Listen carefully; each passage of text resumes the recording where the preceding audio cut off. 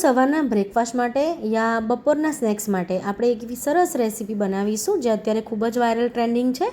તો તેના માટે 2 કપ ચણાનો લોટ લીધો છે મેં, સાથે 2 કપ પાણી લઈશું.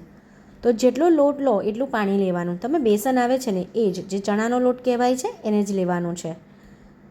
તો પાણી થોડું થોડું એડ કરતા નહીં, કન્ટિન્યુ આપણે હલાવવાનું છે થોડું થોડું એડ કરીને. જો એક સામટું તમે પાણી એડ કરી દેશો ને તો લોટમાં લમ્સ પડી જશે, બિલકુલ સારું નહીં થાય. તો બહુ જાડું નહીં અને બહુ પતલું નહીં એવું બેટર બનાવવાનું છે. અત્યારે આ ખૂબ જ વાયરલ ટ્રેન્ડિંગ છે, તો બધા અલગ અલગ રીતથી બનાવે છે. હું આ રીતથી બનાવું એટલે મેં તમારી સાથે રેસીપી શેર કરી. સરસ એવું કન્ટિન્યુ આપણે મિક્સ કરતા રહેવાનું છે થોડું થોડું પાણી એડ કરીને. તો જેટલો લોટ હોય ને એટલું જ પાણી જશે આમાં, એ વાતનું પણ ખાસ ધ્યાન રાખવાનું છે. તો છે ને બિલકુલ લમ્સ વગરનું આપણું બેટર રેડી છે, તમે જોઈ શકો છો. કોથમીર વડી એટલે કે ધાણા આપણે ખૂબ જ પ્રમાણમાં એડ કરવાના છે, એટલે હેલ્ધી પણ છે. તો આમાં ઈનો પણ આપણે એડ નથી કરવાનો, તો પણ એટલું સરસ આપણો સ્નેક્સ બનીને રેડી થશે. હવે રેગ્યુલર મસાલા એડ કરીશું આપણે. તો એમાં મરચું, હળદર, ધાણા જીરું અને ગરમ મસાલો, સાથે સોલ્ટ ટુ ટેસ્ટ, સાથે સુગર પણ એડ કરીશું, સાથે લસણની પેસ્ટ એડ કરવાની છે, સાથે મરચાં અને ધાણાની પેસ્ટ એડ કરીશું, સાથે ધાણા પણ એડ કરવાના છે. ખૂબ જ પ્રમાણમાં આપણે ધાણા એડ કરીશું વધારે. તો કોથમીર વડી એટલે કે ધાણાની વડી આપણે બનાવવાના છે. તો સરસ એવા આપણે ધાણા વોશ કરી અને પછી એડ કરવાના છે. તો ધાણા એડ કર્યા પછી બધા જ મસાલા સાથે આપણે સરસ એવું મિક્સ કરી દઈશું.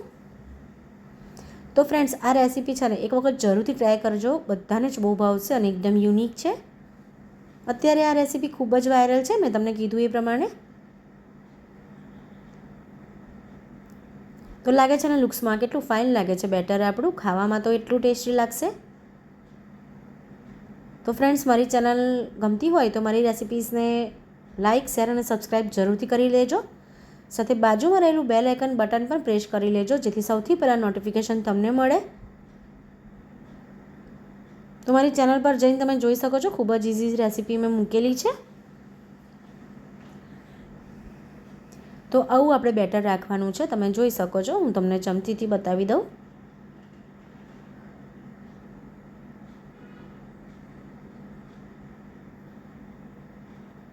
હવે કેક ટીન લીધું છે મેં રાઉન્ડ શેપનું, તમે સ્ક્વેર શેપનું યાની કોઈ પણ શેપનું તમે લઈ શકો છો ટીન. એ બેટર હું અંદર એડ કરી દઈશ. તમે જે થાળી આવે એમાં પણ બેટરને પાથરી શકો છો, પણ આમાં છે ને થોડું થીક અને બહુ સરસ થશે એટલા માટે મેં કેક ટીન લીધું.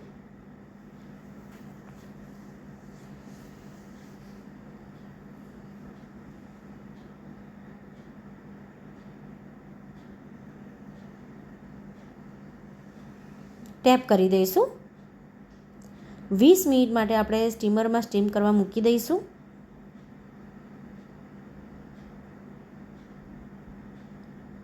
તો ફાસ્ટ જ ગેસ રાખવાનો છે. તો 20 મિનિટ થઈ ગઈ છે, આપણે ચેક કરી લઈએ. કમ્પ્લીટ એવું રેડી પણ છે. મેં ટૂથપીકથી ચેક કરી દીધું, તમે જોઈ શકો છો. તમે નાઇફથી પણ કરી શકો છો. હવે આપણે પીસ કરી લઈશું.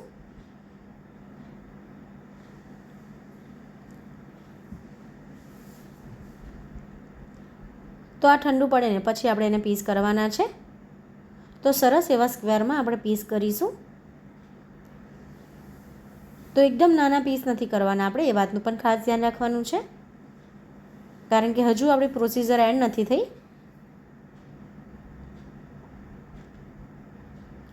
વાવ, તમે જોઈ શકો છો કેટલા સરસ એવા પીસ લાગે છે, એકદમ સોફ્ટ અને સરસ.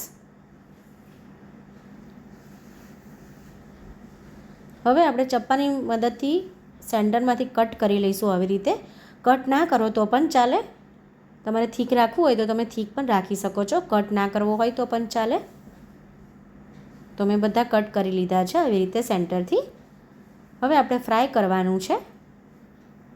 તો લો ટુ મીડિયમ ફ્લેમ પર આપણે ફ્રાય કરીશું. એકદમ ધીમા ગેસ પર જો ફ્રાય કરશો તો ઓઇલ બધું અંદર ભરાઈ જશે અને બિલકુલ સારું નહીં લાગે. એટલા માટે આપણે મીડિયમ ટુ હાઈ ગેસ પર જ આપણે એને ફ્રાય કરવાનું છે.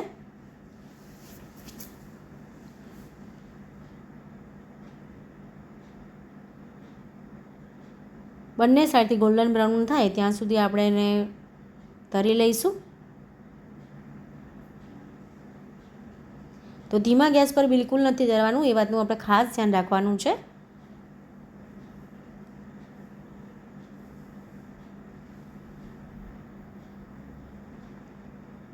ઓઇલ પણ નહીં રહે, બિલકુલ સરસ આપણો સ્નેક્સ બનીને રેડી થશે. તો ટીશ્યુ પેપરમાં મેં કાઢી લીધા છે, તમે જોઈ શકો છો. હું તમને તોડીને પણ બતાવું. બીજા આપણે તળી લઈએ, પછી હું તમને તોડીને બતાવું ફ્રેન્ડ્સ.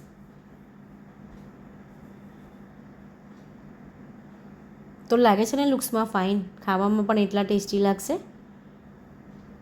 હવે હું તમને તોડીને બતાવી દઉં. તો બહારથી ક્રિસ્પી અને અંદરથી સોફ્ટ. વાવ, તમે જોઈ શકો છો, સરસ જાડી એવી પણ પડી છે અંદર. તો રેડી છે આપણો સ્નેક્સ, અત્યારે ખૂબ જ વાયરલ છે. તો એકદમ ઇઝી રીતથી મેં તમને બતાવી કોથમીર વડી. તો આ રીતે જરૂરથી ટ્રાય કરજો ફ્રેન્ડ્સ. તમે કિડ્સને લંચ બોક્સમાં પણ આપી શકો છો. Thank you friends, thank you so much.